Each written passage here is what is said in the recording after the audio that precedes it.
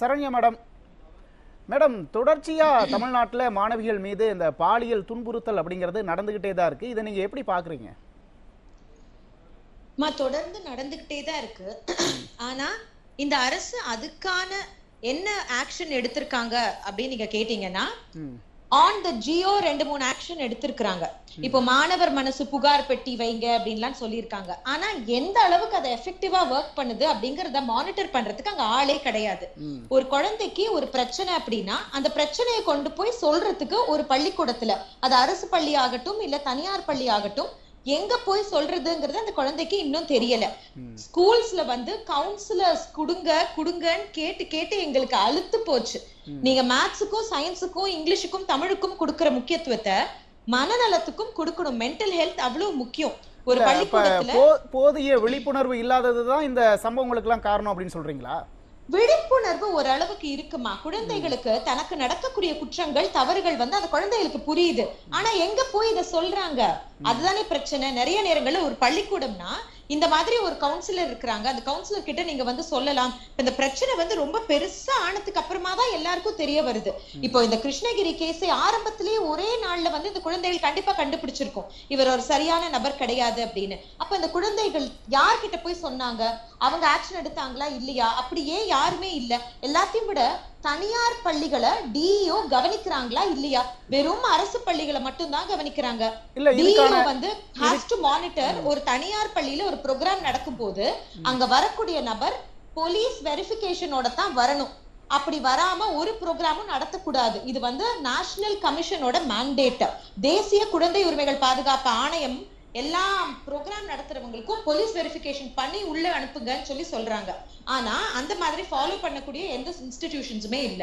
புரியுது மேம். இதெல்லாம் கண்காணிக்க வேண்டியது யாரோட பொறுப்பு? முதல்ல அந்த பள்ளி நிர்வாகத்தோட பொறுப்பு. அந்த பள்ளி நிர்வாகம் இதை ஒழுங்கா செய்யறாங்களா இல்லையான்னு பாக்குறது டிஇஓ சிஇஓட பொறுப்பு. இது பள்ளி கல்வித்துறைக்கு கீழே தானே வருது.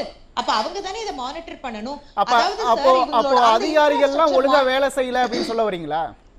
கண்டிப்பா மானிட்டரிங் பத்தல அப்படின்னு தான் நான் சொல்லுவேன். ஏன்னா நான் கமிஷன் மெம்பரா இருந்திருக்கிறேன். தமிழ்நாடு மாநில குழந்தை உரிமைகள் பாதுகாப்பு ஆணைய உறுப்பினரா இருக்கும் பட்சத்துல நாங்க அப்பவே நிறைய ரெக்கமெண்டேஷன்ஸ் அனுப்பினோம். நீங்க தனியார் பள்ளிகளை போதுமான அளவுக்கு மானிட்டர் பண்ணல, அங்க நிறைய தவறுகள். சார், நம்ம பாலியல் துன்புறுத்தல் சொல்றோம், இதை தவிர பஸ் ஆக்சிடென்ட் இன்சிடென்ட்ஸ்ல குழந்தைகள் எத்தனையோ பேர் இறந்திருக்கிறாங்க.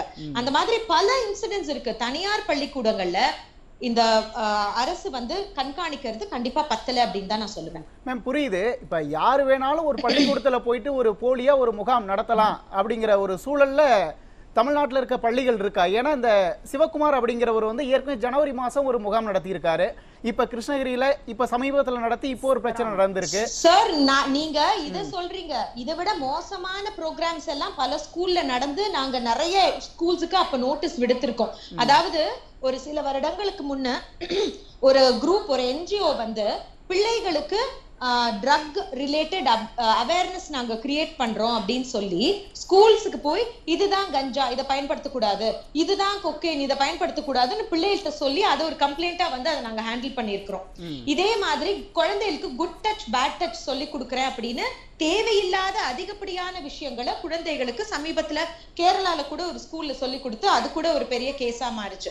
அப்போ பள்ளிக்கூடத்தை தவிர்த்து மத்த வெளியில இருந்து வரக்கூடிய நபர்கள் ப்ரோக்ராம்ஸ் நடத்தும் போது அது பள்ளிக்கல்வித்துறையோட ஒரு பெர்மிஷனோட தான் நடத்தணுங்கிற ஒரு ரூல் கவர்மெண்ட் ஸ்கூல்ஸ், எய்டட் ஸ்கூல்ஸுக்கு இருக்கு. பிரைவேட் ஸ்கூல்ஸுக்கும் கண்டிப்பா கொண்டு வரணும். அதை இவங்க மானிட்டர் பண்ணணும். மேம், ஏற்கனவே இந்த கனியாமூர் பள்ளியில ஒரு மாணவி மர்மமான முறையில உயிரிழந்தாங்க.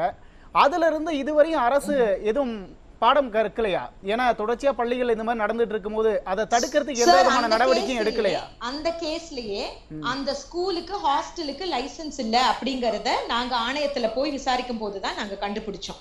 அப்போ அதுக்கு அப்புறமா பல பள்ளிக்கூடங்கள்ல ஹாஸ்டல் லைசன்ஸ் இல்லாம நடத்துறாங்க அப்படிங்கறத பல முறை அரசுக்கு நாங்க தெரிவிச்சோம்.